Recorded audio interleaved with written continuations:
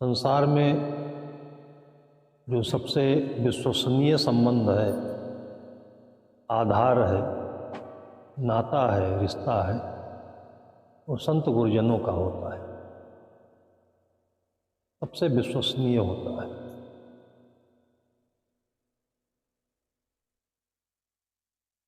आज एक लोगों के अंदर में मानसिकता बन गई है, कोई मुसीबत आए, कोई दिक्कत हो, वकील के पास चले जाओ, डॉक्टर के पास चले जाओ,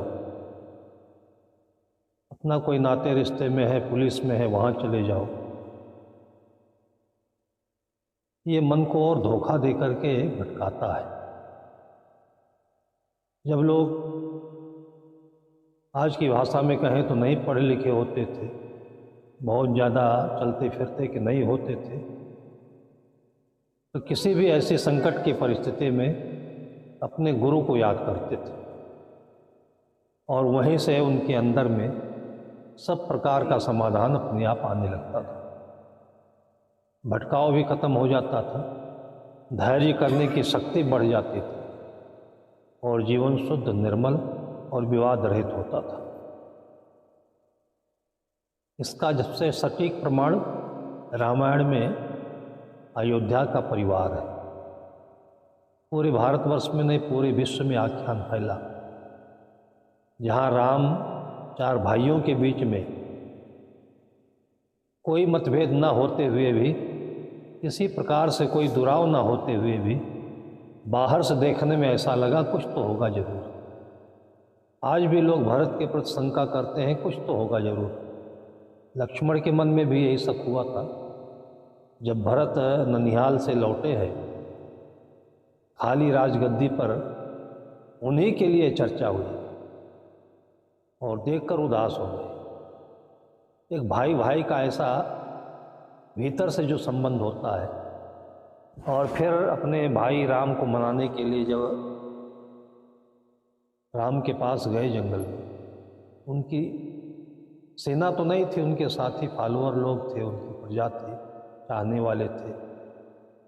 देख करके लक्ष्मण को शक हो गया कि कहीं ऐसा तो नहीं इसके मन में अभी भी बचा खुचा कुछ द्वेष जो है वो प्रकट करने आ रहे हैं कि राम को समाप्त करके अकंटक राज्य करें हम।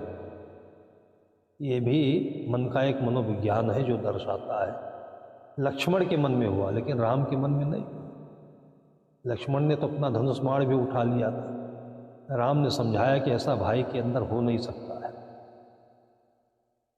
आज भी यही घटना घटी है।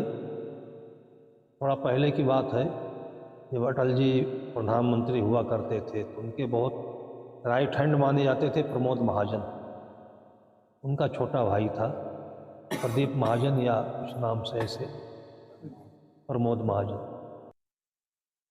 पैसे को लेकर, बंटवारा को लेकर, संपत्ति को लेकर मन में वैमनस्य पैदा हुआ। और वो राम की कथा अगर सुना होता भाई, जिस दिन उसके अंदर का क्रोध प्रचंड हो गया था, तो प्रमोद महाजन को मारने के लिए वो 1-1.5 किलोमीटर के रास्ते को लगभग 2-3 घंटे में तय किया, गाड़ी से। वो भी कौन रोक रहा था भीतर? राम रोक रहा था। लेकिन राम की प्रतिष्ठा नहीं थी, और वहाँ पहुँचा और भाई से मिला, और मिलने के बाद वही बातें हुई, रिवाल्वर तान के मार दिया उसने।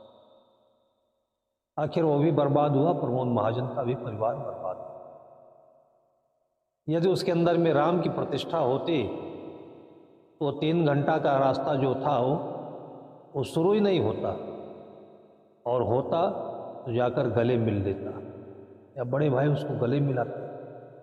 तो राम और लक्ष्मण के बीच में जब लक्ष्मण ने अपना मनोकोप को प्रकट किया, तो राम ने समझाया कि भैया ऐसा नहीं हो सकता है। वो हमसे मिलने आ रहे हैं, अपनी वेदना प्रकट करने आ रहे हैं, उनका सम्मान दो। और भाव का वातावरण ऐसा प्रभाव डाला कि सब कुछ बदल गया। रामायण एक अच्छे दिशा की तरफ चलने लगा, और आज उसी आदर्श को लेकर के हम लोग अपने परिवार में एक दूसरे के प्रति दूर रहते हुए भी, निकट रहते हुए भी सबके हृदय में बसते हैं। और ये जीवन की बहुत बड़ी उपलब्धि।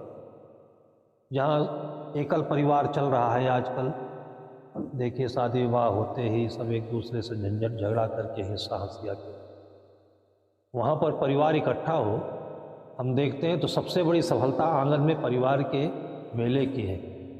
इसलिए परिवार का एक कुंभ मेला समझिए इसको। संत आते हैं, एक बहाना हो जाता है, बाकी अपने बेटी के, बेटे के, ससुराल के, मायके के सब जितना स्नेह है सब मिल करके एक पूरा त्रिवेणी संगम हो जाता है और ये मन को बहुत दिनों तक ऊर्जा देते रहता है, प्रेम बढ़ाए रखता है और इसी से जीवन हरा भरा रहता है। ऐसे ही आंगन हरा भरा रहे, सद्गुरु से यही प्रार्थना है, यही शुभकामना है। बोलिए सद्गुरुदेव की जय।